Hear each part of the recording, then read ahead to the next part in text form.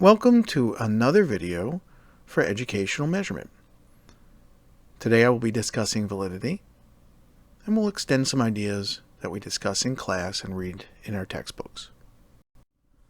We're going to focus a lot of our effort in validity as evidence. Validation is a collection of evidence to support the types of inference drawn from test scores.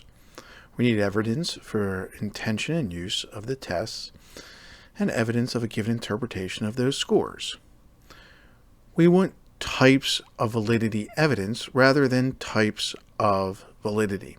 Previously in other standards, the standards of educational and psychological testing, it was more discussed as types of validity, whereas now, going back to a long heritage of validity as evidence, going back at least to Cronbach, we would discuss validity as evidence. SEPT is our abbreviation for the Standards of Educational and Psychological Testing. And in there, validity is the degree to which evidence and theory support the interpretation of test scores for proposed uses of tests. It is the interpretation of test scores for proposed use that are evaluated, not the test itself. Statements about validity should refer to particular interpretations for specific uses.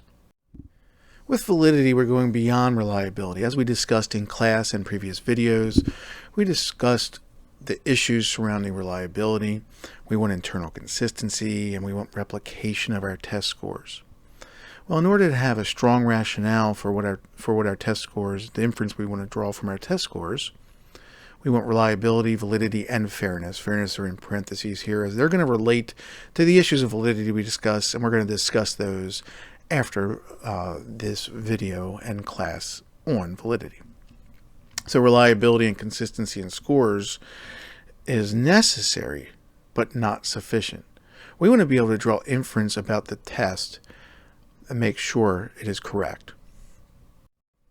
Here is the table of contents for the Standards for Educational and Psychological Testing. Our standards are a good resource from which we can pull from to understand issues of foundations, operations, and testing applications.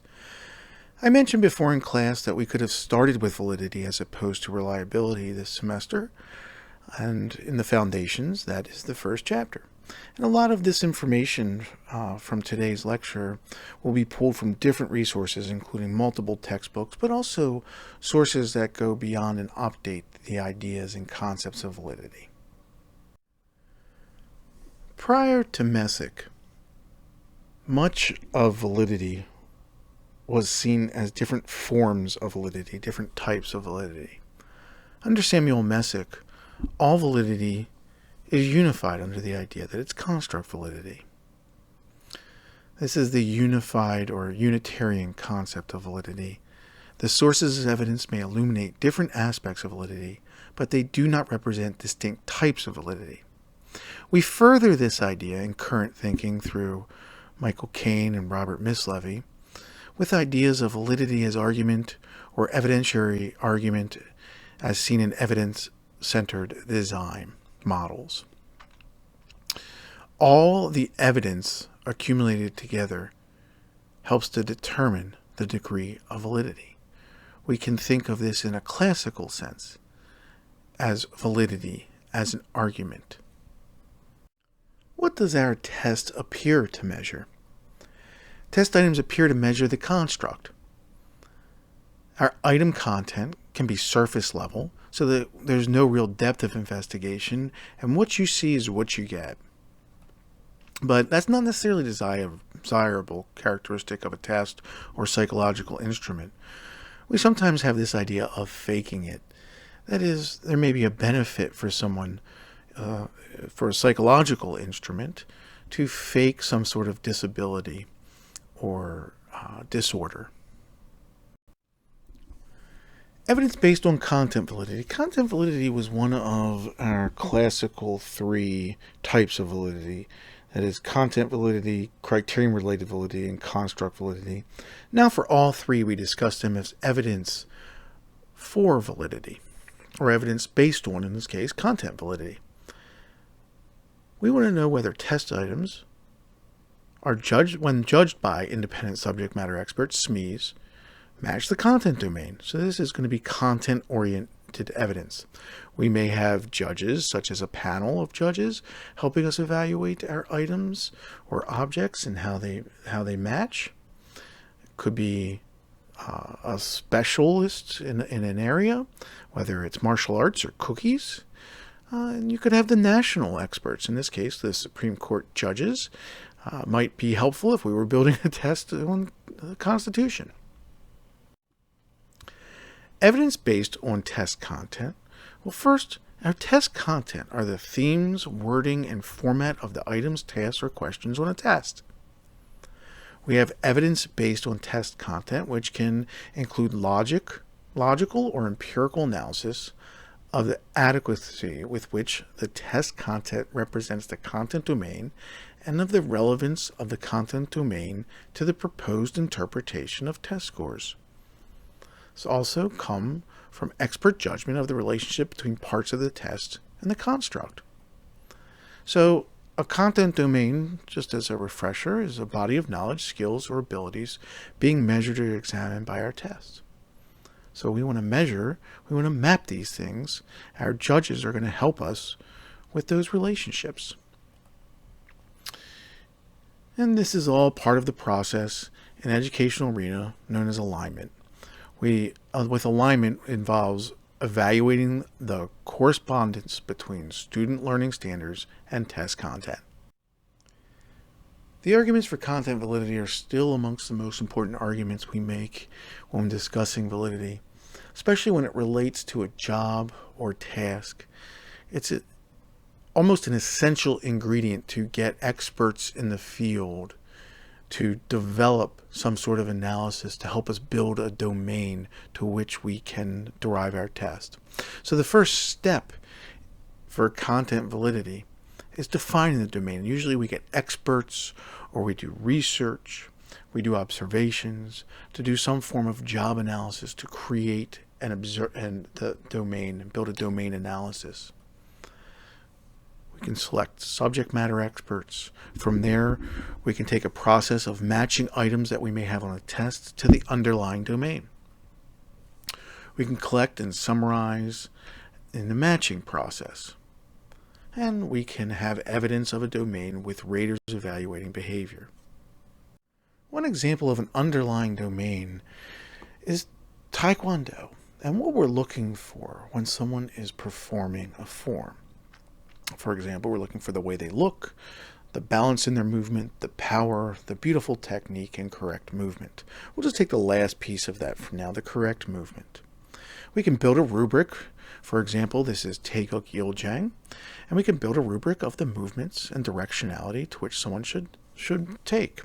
Each one of these we could look at as step-by-step a correct or incorrect movement. We can map this movement to the underlying domain itself, and we can have experts evaluate whether this is appropriate or not. This will be a little bit of what we're doing when we're developing our evidence for content validity. Some evidence for content validity and some practical considerations.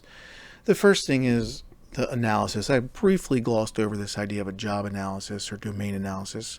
There's a lot more to it than just a quick sentence or two. A job analysis or domain analysis is what we use to actually build the domain we're even interested in studying. It could take months or years potentially to build that domain.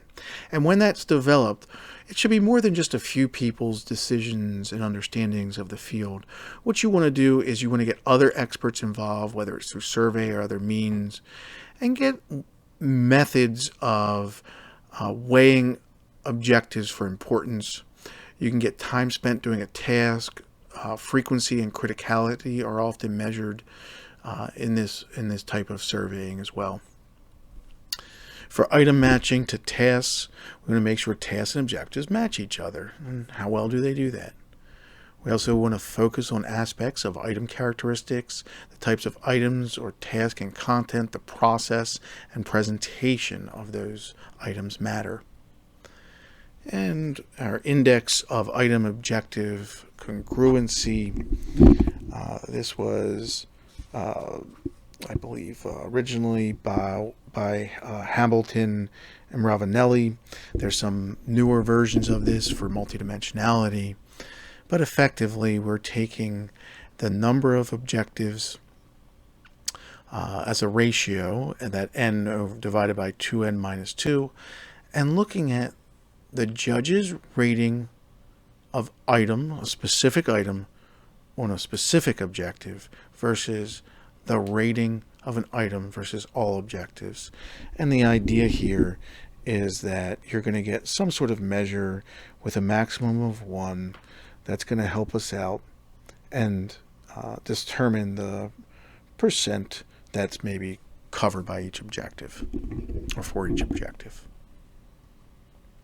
Our overall goal is that we have items represent the defined domain, we have item and tasks are linked to the domain, and a reasonable sample. This is a reasonable sample to be used for our assessment. So all items, all testing is kind of a sampling procedure, and we want to make sure that we have a reasonable set of items that map to the objectives that we care about. Some issues assessing content validity. You could do a duplicative experiment. Think about having 2 teams build tests. You look at similarities between them, and you can use split half measures on them. It's kind of like, instead of split half reliability, it's split half validity. Be considerate of ethnic, racial, and gender differences. There can be bias in judgments based on subject matter experts in both developing and matching the tests. It's good to have representation from different ethnic, racial, and gender groups. Item and test performance, we wonder if data should be considered in content validity, and I guess my takeaway here is whether it's considered under content validity or somewhere else. Content validity is just part of evidence for the construct, so usually it's good to have data somewhere along the lines, if possible, if data exists. Evidence based on criterion-related validity. We're talking about relationships between tests and some sort of external criterion. We have performance on a test is important based on the associations it has. Test criterion relationships. We can think, how accurately do test scores predict some sort of, or associated with some sort of external criterion? Think of those as other measures of the same construct we are interested in studying. This test is not a measure of a criterion, but rather it is a measure hypothesized as a potential predictor of that target criterion. 2 approaches are predictive study, which is a criterion scores are obtained at a later time, or concurrent study, which we get obtained scores and criterion information at the same time. You can think about this as predictive evidence for predictive validity measured in the future, or evidence for concurrent validity measured at the same time. I thought this was an interesting example from the U.S. News and World Report.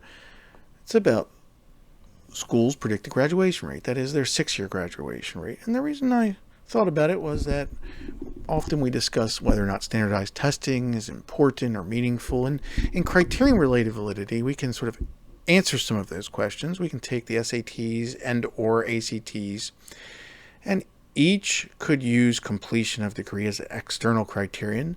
One might even consider it some sort of gold standard. They could also be external criterion to each other. So it could be concurrent validity, evidence for concurrent validity, how they relate to each other, versus a predictive validity on graduation rates. And there's other measures in here as well. I just thought those were interesting and on topic for us. Some steps in building evidence for criterion-related validity is that we want to identify the criterion and method of measuring it. We want to make sure we have an appropriate sample that generalizes to the population we're actually interested in. You administer your test, and you keep those scores, and you get measures for the performance on the external criterion when it's available. And you determine the strength or the correlation, the relationship between those 2 things.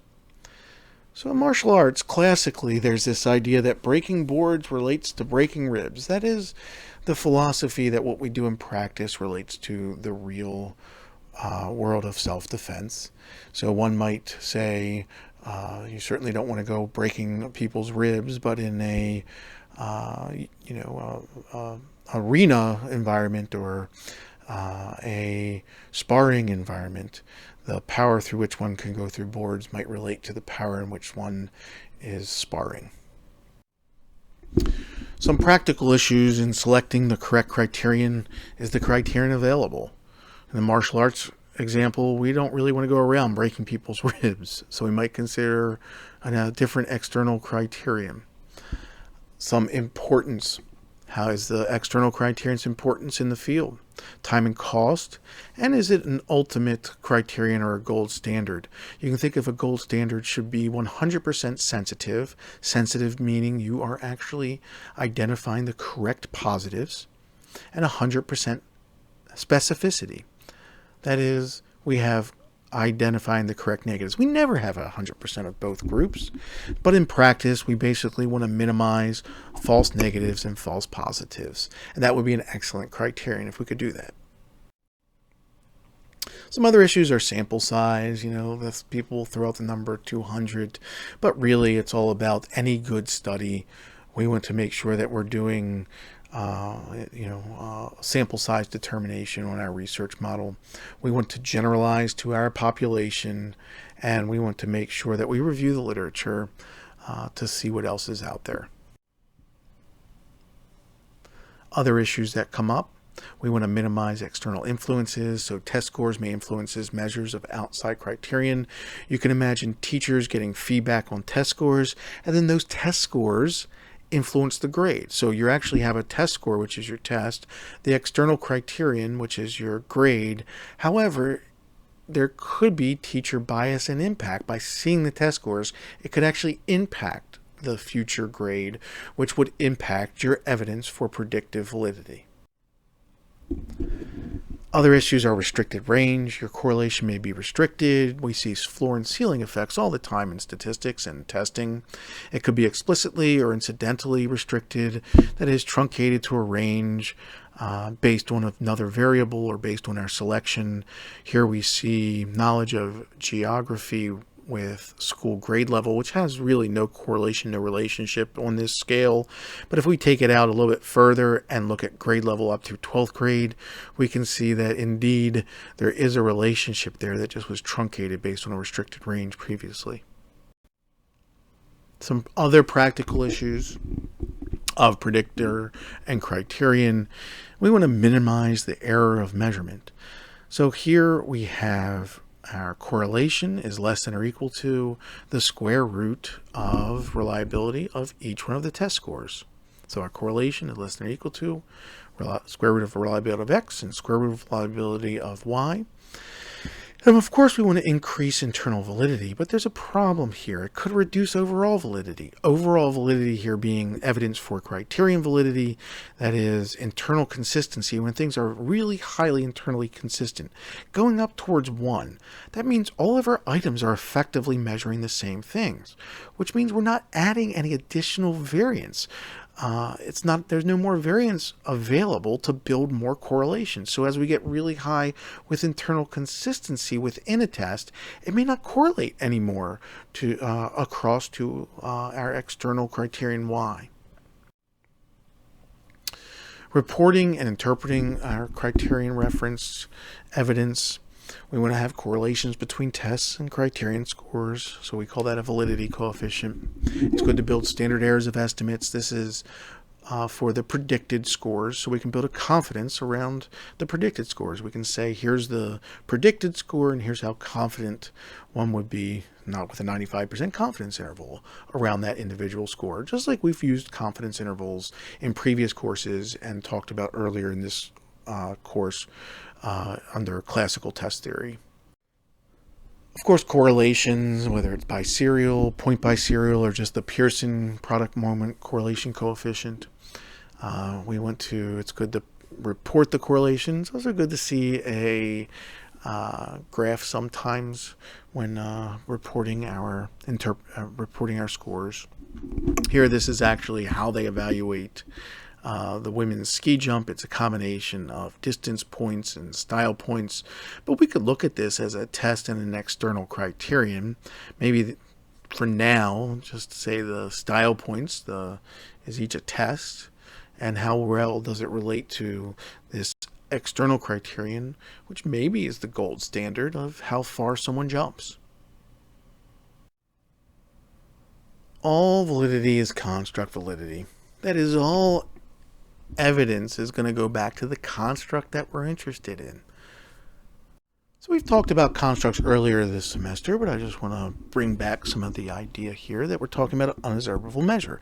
In this case, let's use optimism as an example. So imagine you're interested in optimism. That is one's expectation of positive future experiences. We cannot touch, see, or directly observe tangible optimism. Instead, optimism is an unobservable latent construct, or latent variable. We can't see it, but there might be evidence that it exists. We say things like, we are highly optimistic, or very low on optimism, our optimistic expectations. So those might be manifestations, although we can't actually see the construct itself. Other examples of constructs or latent variables, things we can't observe directly: mathematical achievement, but we could have a test; language proficiency, we don't directly observe cognitive ability or intelligence. A black hole is not directly observed, but there's manifest variables we can use to infer its existence: determination and happiness. Perhaps I would use my son Thomas as a manifestation of the underlying construct of happiness. So manifest variables, what are they? We have this idea of optimism, and we need to examine behaviors or tasks that can infer the existence of the unobservable latent variable. And remember, if you don't like optimism, you can think about happiness or a black hole. We don't directly observe it, but there are things we could observe. In psychology and education, a construct is typically not directly observed. So we build an operational definition for our latent variable. For example, we can collect data as observations of behaviors, self-reports, or questionnaires. You could easily put together an optimism questionnaire, maybe pilot it, get reliability, validity, and fairness measures for it, and have operationally defined it in terms of our questionnaire. And then we can relate manifest variables to latent constructs through some sort of scale. We have constructs within some sort of theoretical framework. Later on this semester, we'll talk more about item response theory and factor analysis. Even in this video, I'll mention it a little bit, but later on this semester, we'll talk more about factor analysis. And this is where latent models will come in handy for sure. A few issues to keep in mind as we explore evidence for construct validity. We can have construct underrepresentation, so we can have a test failing to capture important aspects of a construct, or we can have construct irrelevance, the degree to which a test's scores are affected by processes that are extraneous to the test's intended purpose. Evidence can be developed for construct validity with several steps. We can think from a high level that we have several hypotheses based on theory, how individual differences on the construct relate to measures already established. We might think, as an example, from our martial arts example, maybe we have vital energy such as chi running through our body. We can select an instrument, some sort of specific manifestation of that construct that can show evidence of that construct and how much of it might exist. So here we see someone punching at a candle. That might be evidence of the energy of chi going through their system.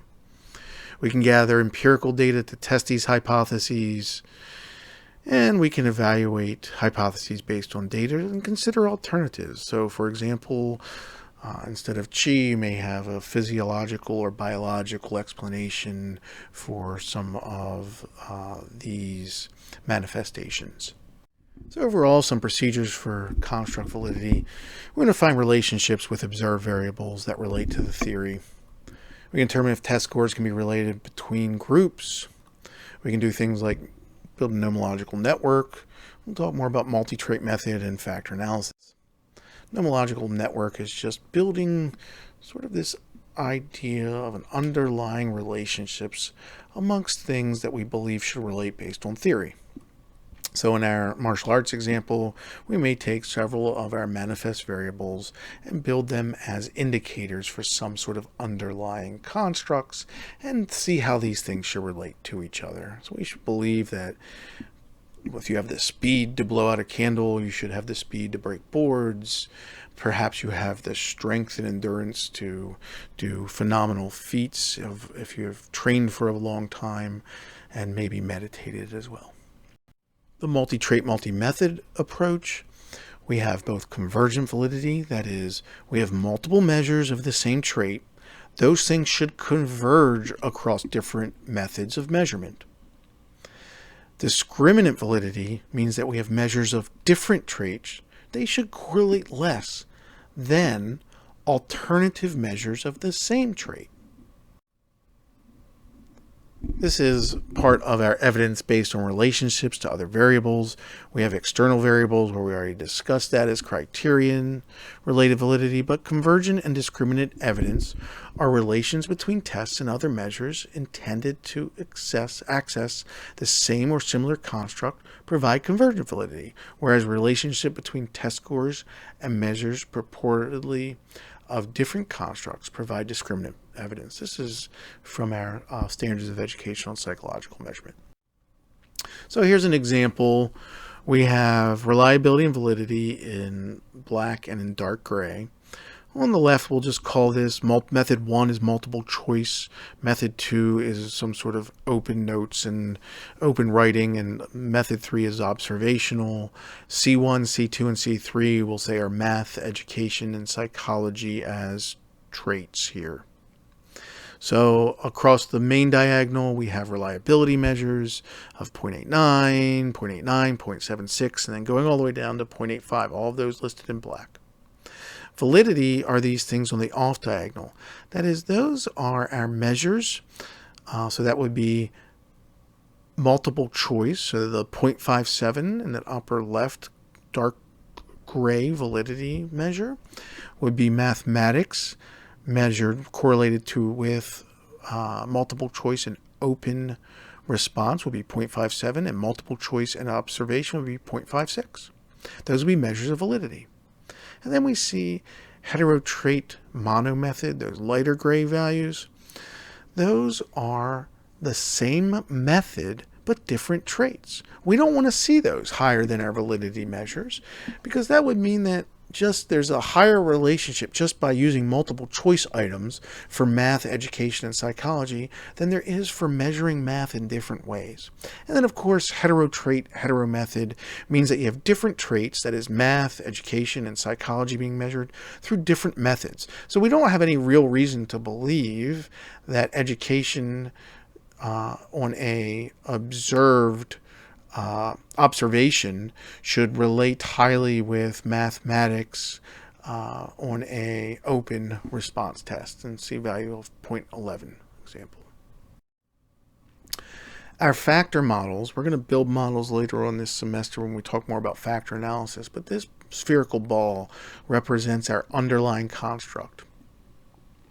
And these boxes represent the manifest data. So we have a construct and we have 3 items perhaps, or 3 different variables perhaps that help measure our underlying construct. Now, that's a little fading away of that. It's just to let us know that we never truly measure the construct. It's always a measure of kind of like the shadow of a construct. And those arrows pointing down, we're going to learn later on that direction is more formal, that those arrows point from the construct to the manifest items, and we'll be able to talk more about validity and reliability in that way later on this semester. And we'll revisit this in a few lectures. And more evidence, there's a little funny cartoon for you to read. Evidence based on response processes are discussed in the standards. Provides evidence concerning the fit between the construct and the detailed nature of the performance engaged in by the test takers, generally from analysis of individual responses, and these help us answer some of the questions about differences in meaning or interpretation of test scores across relevant subgroups or test takers. We have evidence based on the internal structure. It's the degree relations among test items and test components conform to the construct. Some studies of internal structure are designed to show whether particular items may function differently for individual subgroups. This is differential item functioning. Different groups of test takers with similar ability or similar status on an appropriate criterion have, on average, systematically different responses to a particular item. So differential item function, the idea behind it is that we believe two groups have the same general ability on our test, and for some reason they're functioning differently. We could look to see whether or not the differences is actually bias or not. Validity as a process of constructing and evaluating arguments for and, of course, against the intended interpretation of test scores and their relevance to the proposed use. Begins logically with an explicit statement of the proposed interpretation of test scores, along with the rationale for the relevance of the interpretation. Proposed interpretation includes specifying the construct the test is intended to measure. We're going to talk more about evidence and building validity arguments in a moment. We have some expectation that there's going to be a benefit realized for an interpretation and use of the scores that are by the test developers. Now, sometimes claims go well beyond what was intended, and there can be consequences. Consequences can be relevant to validity or not relevant to validity. Consequences that are relevant to validity when traced to the source of invalidity, such as construct underrepresentation or construct irrelevant components, should be addressed. Consequences that are not don't have to be addressed in the same way.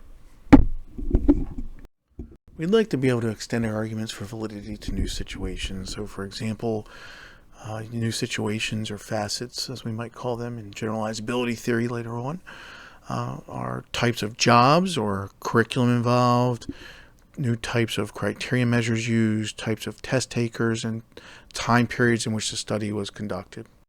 Validity is really a never-ending process. For as long as you have the test, you need to keep thinking about the evidence for validity. So just because you've done a job analysis doesn't mean you're not going to have to do more content validity and evidence to build evidence for content validity later on. You may still need to work on the construct. It may change through time. It's a continuous process. Validity relies on all of the available evidence, not just one form of evidence. Important evidence for the validation argument is helpful to set up a set of proposition or claims that support the proposed interpretation for the particular purpose of testing. Think through the argument to clarify the form of evidence needed. So as an example of math achievement tests used to assess readiness for an advanced course, you may look at some of this, like certain skills and prerequisites for the advanced course. Test scores can be generalized across relevant sets of items. Success in the advanced course can be validated. And test takers with high scores in the test will be more successful in an advanced course than test takers with low scores. And several other points here as well. Evidence-centered design and validity as arguments are rooted in ideas of Messick, Cronbach, Messick, Mislevy, Almond, Steinberg, Lucas, and Kane, and all really relates to building good arguments for validity. Evidence-centered design, typically we think of validation takes on many elements, and we wonder what this might look like. Well, evidence-centered design is certainly in accordance with the way the new standard talks about evidence for validity. It also relates to the Unitarian view of validity from Samuel Messick, that content criterion validity are all evidence for construct validity. Messick would say complex knowledge, skills, and abilities are linked to objects of instruction. So we want to look for different behaviors or tasks that elicit behaviors. The construct guides and helps us select tasks and methods of scoring. So we sort of use the construct as the root of our evidence for validity. And from there we build tasks and methods of scoring. So 5 stages in evidence-centered design are the domain analysis, domain modeling, conceptual assessment framework, implementation, which is a 4-step process, and assessment delivery. We're going to spend our time here just briefly going over a couple of these, 3 of these ideas: domain analysis, domain modeling, and the conceptual assessment framework. The implementation process and delivery as well will be discussed at another time. For more on this, you could read Miss Levy, Elman, and Lucas, and I have the attachment to their ETS document below. Stages in assessment. So we're going to start off with domain analysis. The domain analysis is very related to ideas of job analysis or occupational analysis. We're going to gather information about the domain with all forms of validity are considered. The underlying construct, we may analyze the job or a cognitive analysis. We look at the knowledge and skills and performance and strategies used in that domain. We consider problems and circumstances that can arise. We ask questions like how is central information learned and used? And it's not just what, but how and why.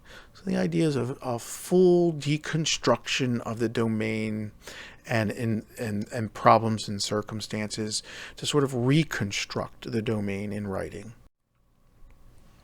So just as a silly example I'm going to use here is cookie baking. My cookie baking analysis here, we would gather information about baking delicious cookies, and we could have propositions and claims we could construct. Here's just a few ideas, like we could start talking about this, and you're an expert cookie baker, my apologies, but we can think about types of cookies and tastes and flavors, when to measure, problems that could occur when, different elevations, baking times, and techniques used in cookie baking.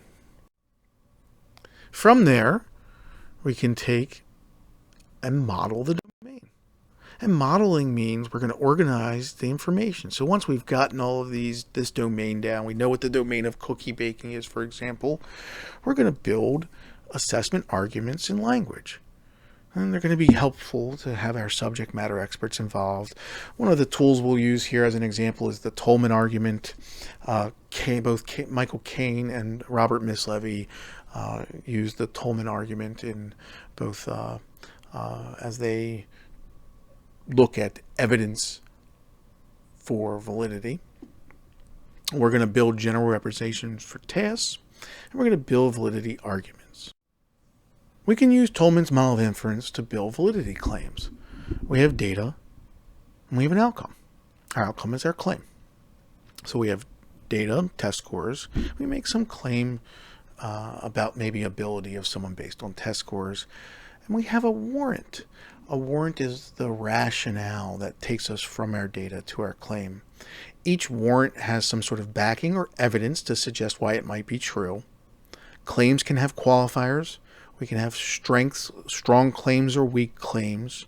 And we can also have rebuttals or refutations. So just because we say this is true because this claim from this data, we can still have exceptions to the rule or a rebuttal to the strength of our argument.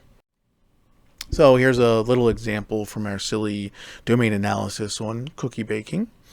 I'm going to say that people ate my cookies. I observed people eating my cookies. People like to eat delicious cookies, so data coming in is people are eating my cookies. My warrant or reasoning is that people eat delicious cookies, and the outcome I'm going to say, my claim is that Will isn't me. I'm an expert cookie baker. I'm going to give some evidence for my rationale here that people ate delicious cookies, my warrant. My backing is that data shows when an expert baker makes a delicious cookie, people eat them 90% of the time. Delicious cookies are baked by experts. People eating cookies indicate that they think they are delicious. And I'll give a strength to this argument. Maybe I just baked oatmeal cookies. So people are eating my oatmeal cookies. People eat delicious cookies. Therefore, I'm an expert baker. But maybe I'm just an expert baker of oatmeal cookies. And then, of course, if you're in my class and it's late at night, Sometimes people are just hungry. So if I have cookies that I've made and people are eating them, it could be that they're hungry and they taste terrible, but I may be refuting my own argument here. So that's the structure of the Tolman argument with our little silly toy example here. The final stage I'm going to talk about is the conceptual assessment framework, and we're not going to do full justice to this model, but I just want to give you an introduction to this section for assessment. We're going to have three models, central models, for the conceptual assessment framework. We have a task model, that's the observed behaviors and data. We have the student model, the unobserved variables, the constructs.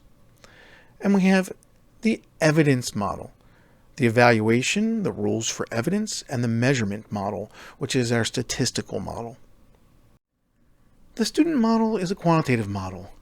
These variables are our unobserved constructs. We typically use language from probabilistic reasoning and modern measurement theory, such as item response theory or structural equation modeling, to build these models. Sometimes we have a Bayesian network behind these models as well. So an example might be from our cookie example, we might be trying to talk about some sort of model that demonstrates cooking proficiency or skill as a chef. And around it, we build all of our other things, like maybe ability to measure quantities in the kitchen, knowing time and temperature, etc. So we build a full underlying model with different constructs, all related to each other. We also have observed data, and we need to link the student model, the unobserved model, to observe behaviors in the real world. So what behaviors are we looking for? What task elicit those behaviors? Just like Messick was asking. So now we're going to go back to the right-hand side, and we're going to go all the way back to try and link the task model through to the student model, the observed model through to our unobserved latent model, our construct. So in the task model, we have our observed situation. It might be outdoors at your local park, or maybe inside and where our expert cookie bakers are working, or maybe in the arena where we have a marching band playing. Could also be in the classroom. We're in a standardized testing situation. So we may have how well someone looking at different tasks people perform in the band, or evaluation of items on a test. Could be grooming the park or your yard and looking at performance on the task of mowing. And it could also be in their situation to see how well, see some of the outcomes of cookie baking, the tasks that are performed along with that. We take those tasks now, so we've gone from the environment, and now we take those tasks and we want to relate them to something. We want to create items, specific items. So maybe how well someone plays the guitar, whether someone mows in a straight line, the performance on their test. We have specific items. Whether or not the color and structure of their cookies are correct. And we can have an expert evaluate that for us. We can also link this back to our martial arts studio where we might be observing Taego Gyiljang. So we have the observed situation in the studio. We have the tasks, and we're looking at correct movement. And we could build rubric to see whether or not each movement is done correctly. An evaluation, this could be part of our tool. And we can determine, maybe we just give a check or a minus for each time someone does the correct movement here. And I guess there's maybe 24 possible, even though it says 18. There's a couple A's and B's and ready and stop. And we can give each one of those a check mark if they're done correctly, coming up with a rubric for evaluating the form.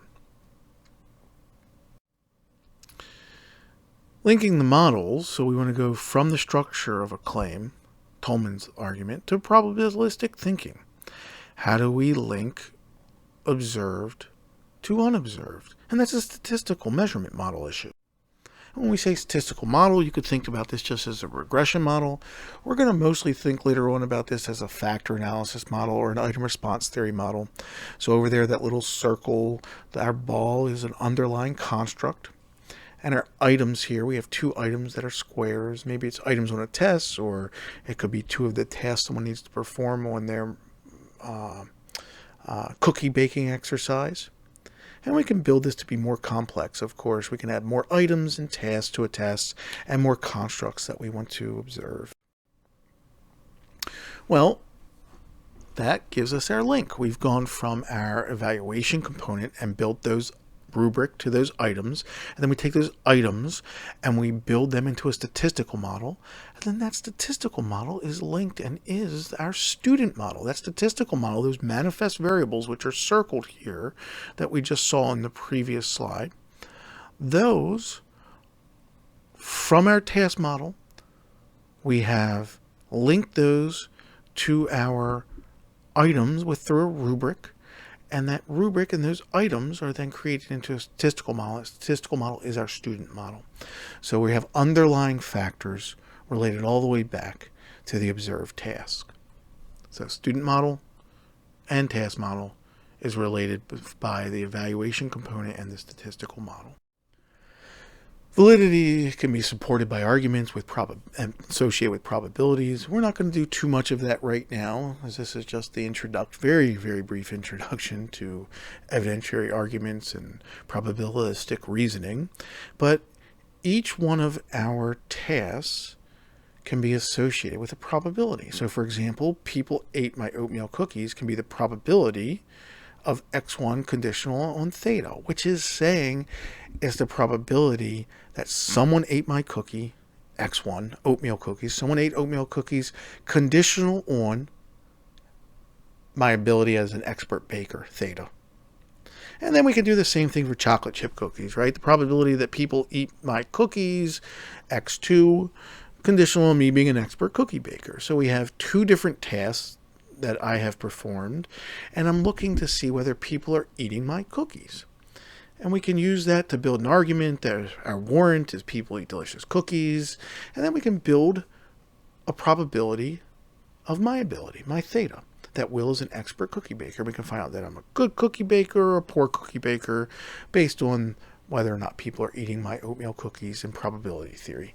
And we'll go maybe discuss more of this as an aside later on in the semester. And I'll just leave you with this little cartoon as a prelude to some of the issues that we'll discuss in fairness from the standards of educational and psychological testing.